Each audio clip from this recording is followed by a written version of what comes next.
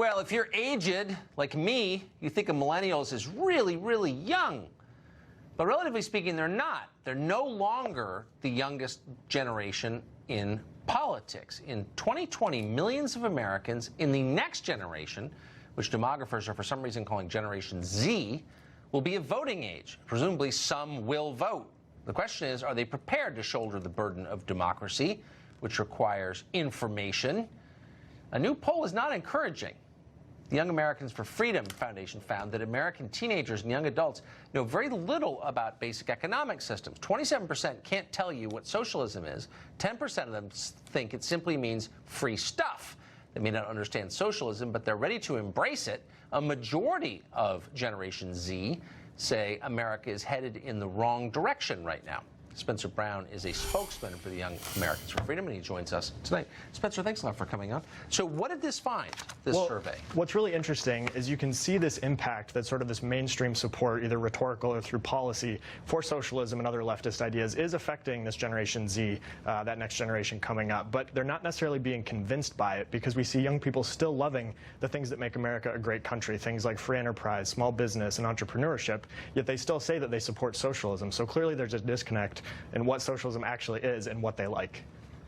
Yeah, I mean, they also like Apple and Google, right? So they seem to have a high opinion of their tech overlords, but they're socialists at the same time. How does that work? Well, I think what we're seeing here is, again, just a side effect of the problems within education today, where students are being taught what to think instead of how to think. And so they get these buzzwords. You know, if you look at the polling numbers, they vastly disapprove of capitalism, and then they like socialism. But then if you look at the tenets of capitalism, they actually like those institutions and those sort of situations. And so, again, it's just this disconnect where through liberal education and the media and pop culture especially, young people are just buying into this word socialism without knowing what it means.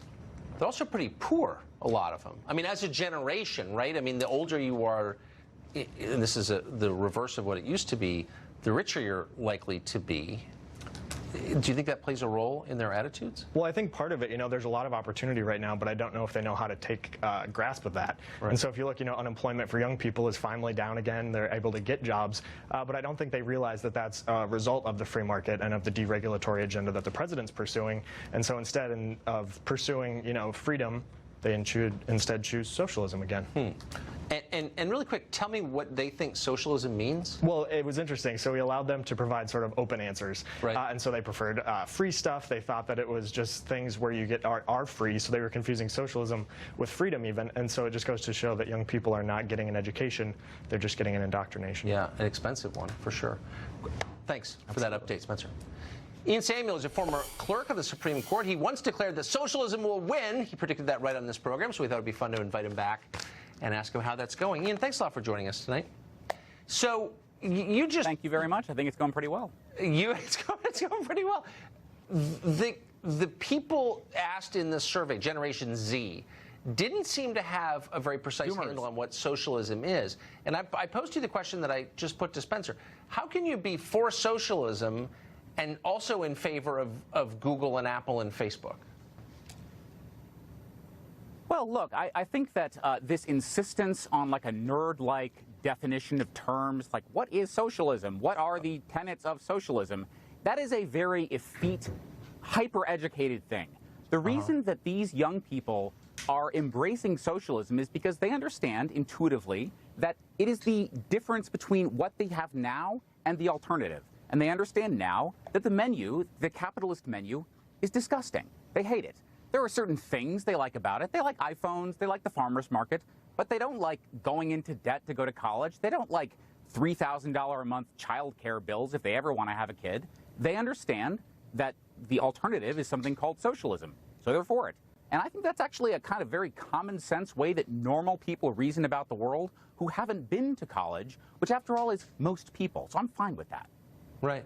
Well, half of your argument is right. I mean, socialism is a disaster. It's never worked outside Scandinavia. So that's obviously a bad idea.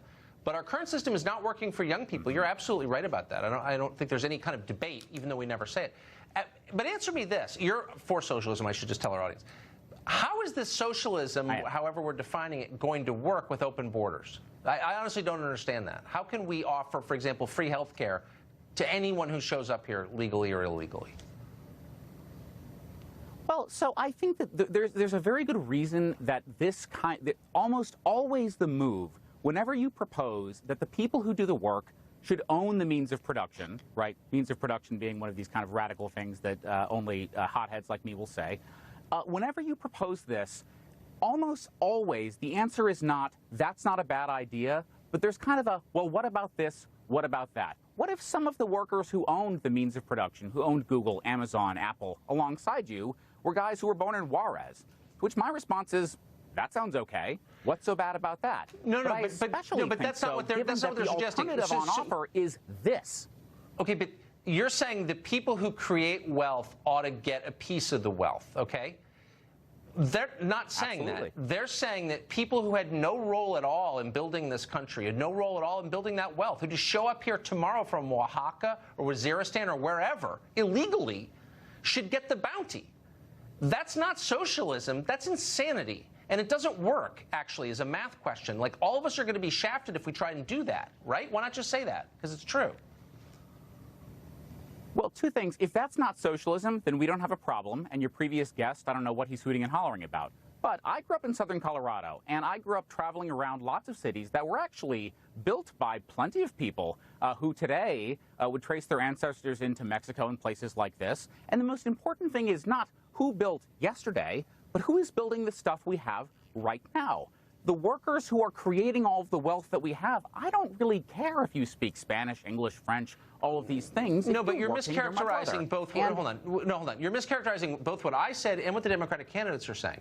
It's not a question of where your ancestors are from or what language you speak. I don't mind so much about the second thing. Or what you look like. That's irrelevant. I would agree. What matters is, are you an American? Are you a citizen or not? They're saying if you just show up tomorrow, you have as much a claim on our bounty as someone who has worked to create that bounty. Like, how can you be for that? That's nuts.